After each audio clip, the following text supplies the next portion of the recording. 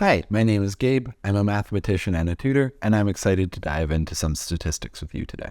We're going to focus in on binomial probability today. First, we're going to specifically describe what experiments can be understood as binomial experiments. Then we will talk about how to write down the formula for a binomial distribution. Finally, we will discuss how we can use the basic properties of the binomial distribution to simplify and approximate the results of binomial experiments.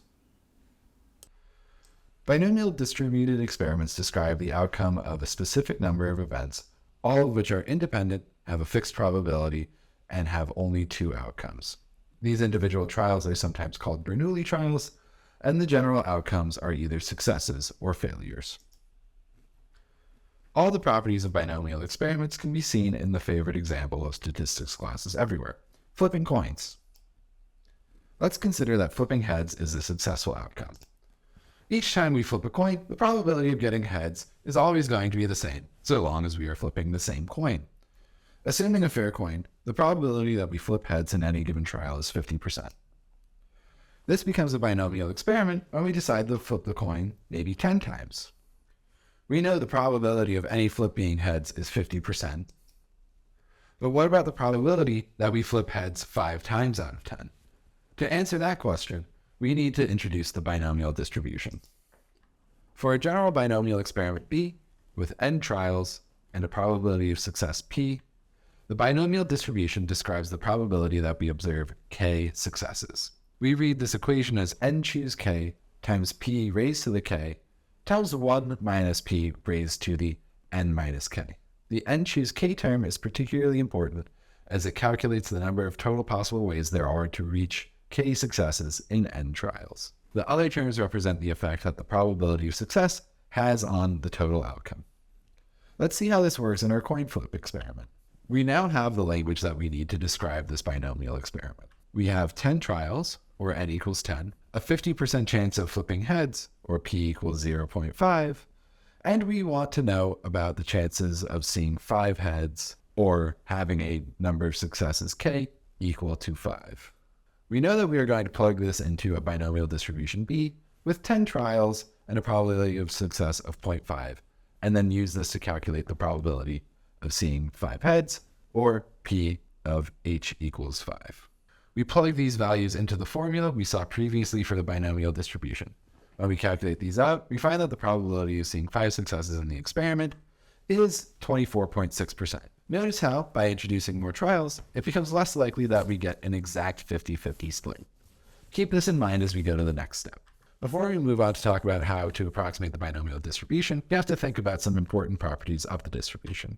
First, the expected value of the experiment, or the mean number of successes over n trials, is equal to the number of trials times the probability of success in any one trial. In our example, that means we still expect to see 5 successes on average, even though that expected value does not happen 50% of the time. Second, the variance in the number of successes over the repeated experiments is equal to the number of trials times the probability of success times the probability of failure. To get the standard deviation, we would take the square root of the variance. Finally, the binomial distribution describes discrete events. Each trial is separate with a specific success rate, and the results of the binomial experiment will always see an integer number of successes for an integer number of trials. We now have all the information that we need in order to start approximating the binomial distribution. But before we do, we should take a second to think about how and why we would do this. Particularly pre-widespread computer usage, the calculations for large binomial trials can become increasingly difficult. The n choose k calculation in particular requires factorial calculations, which leads to huge numbers. For example, to calculate the probability of seeing 50 out of 100 successes, we would need to calculate 100 choose 50, which has a whopping 30 digits. With calculations like these, it becomes useful to have a quick approximation. For sufficiently large sample sizes or success probabilities near 0.5, the binomial distribution can be approximated by the normal distribution. This may sound strange, but recall from before that we have equations for the mean and standard deviation of the binomial distribution. Using those values as the parameters for a normal distribution, we can represent a binomial distribution B with n trials and a success rate of P with a normal distribution N with a specific mean and standard deviation as described before. Let's see how this works in practice. In this exercise, we're going to show a scenario where the normal approximation might come in handy. In this case, we are going to work with 100 trials, where n equals 100, a 50% probability of success, or p equals 0.5, and 50 successes, or k equals 50. That is, we want to describe the binomial distribution b 100, 0.5 to calculate the probability that we see 50 heads.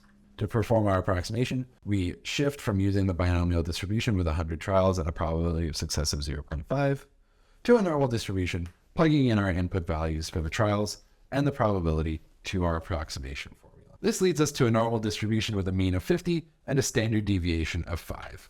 From here, we then ask what the probability of observing an outcome of 50 is from the normal distribution. When we calculate this, however, we find that the probability is 0. But this can't be right. Pause the video for a moment here to think about why we got a probability of 0 when we use the normal distribution to calculate a probability for the discrete binomial experiment. Welcome back from taking a second to think about this disagreement. We have to remember that the normal distribution is a continuous probability distribution, and at any single point on the distribution, we have a 0% chance of seeing that exact result. The key to adapting this distribution to our binomial problem is to include a unit range around our desired outcome and calculate the probability that the result is in this range. For us, this means that we examine the probability of seeing an outcome between 49.5 and 50.5. Calculating this outcome from the normal distribution leads to a 7.96% likelihood that we observe 50 heads over the course of 100 fair coin flips. Since we have access to software tools that can compute the full binomial distribution for us, we can check how close this approximation is. When we do so, we see that the exact binomial distribution returns a result of 7.98%. So the approximation provides very accurate results with a sample size of 100, and depending on the state of your calculator and lookup tables, the approximation may significantly reduce computation time. Before we leave today, I need to re-emphasize that the binomial distribution is discrete, while the normal approximation to the binomial distribution is continuous.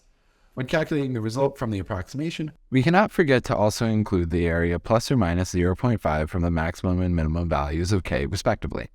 This is important when k is just a single number, or if it is a range of numbers. With that, let's take a second to review what we've discussed today. First, we discussed the definition of a binomial experiment.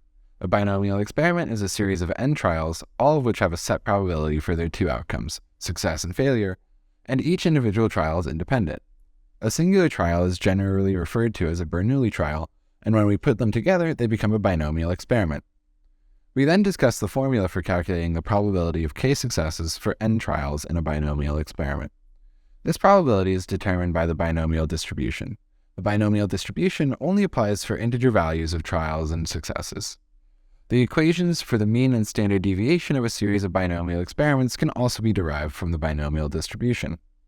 Finally, we discussed how the mean and standard deviation of the binomial distribution can be used as parameters for the normal distribution to approximate the binomial distribution for hard-to-calculate trial sizes. This approximation required us to slightly alter the probability calculation between the original and approximation to account for the fact that the binomial distribution is discrete while the normal distribution is continuous. This video has just been a brief look into one way that various properties of statistical distributions can be used to simplify calculations.